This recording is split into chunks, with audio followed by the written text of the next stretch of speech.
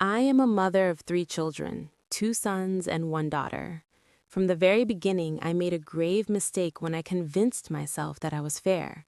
I saw my sons as my future life, the name that would endure, the hands that would carry me when I grew weak. My daughter, however, I saw as a temporary path, a short station before she would leave for another home. And so, without realizing it, I divided my heart, giving the larger share to my sons and leaving her with very little. The boys grew up under my constant care. I woke them for school, checked their notebooks, prepared the best food for them. If one of them fell ill, I would stay awake through the night, changing compresses and counting the hours in fear for him. She, meanwhile, grew up in silence. She woke herself, packed her own bag, and left without me asking about her lessons or about her heart. I told myself she was strong, and that strength was enough. I did not understand that strength imposed on a child is not a blessing. Her childhood was quiet to the point of pain. No screaming, no demands, no complaints. Even her tears were hidden. I remember a night when she came home late from school, her face pale and her eyes unfamiliar. She stood before me as if she wanted to say something important, but I interrupted her with reproach. I asked where she had been. In a broken voice, she said she was late. I did not ask more. I did not look into her eyes.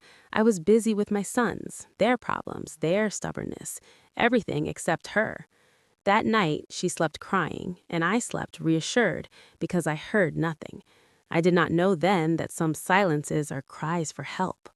They all grew up, but not in the same way. She worked hard, studied, struggled, and supported herself.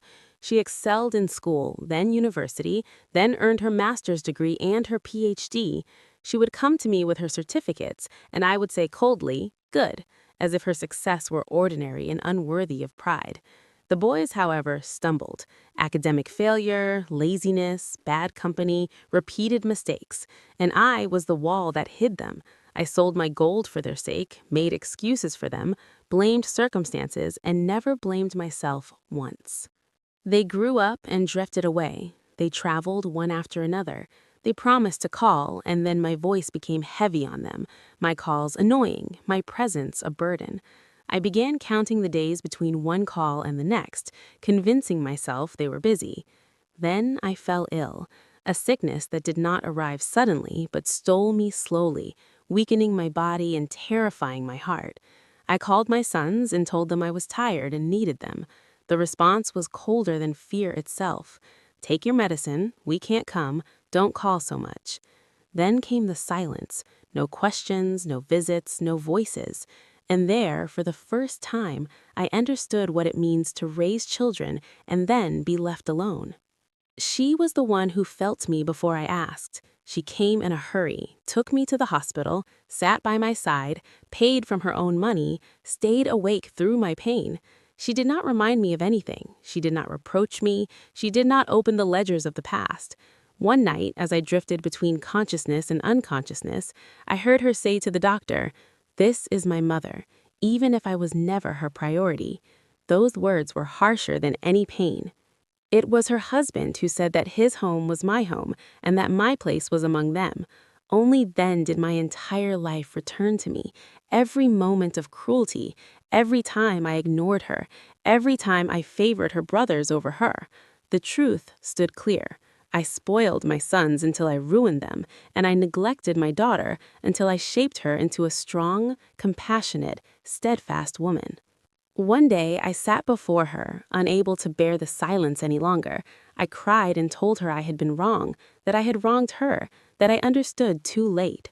She looked at me, smiled sadly, embraced me, and said, with a quietly devastating calm, "I forgave you long ago. I only wished I had been your daughter before I grew up." That sentence was harsher than illness and truer than any punishment. Today, I live because of her, and I write my story so that no other mother repeats it, and so every mother may know that support is not measured by gender or by who stays in the house, but by the heart that does not forget, even if it was forgotten for a very long time.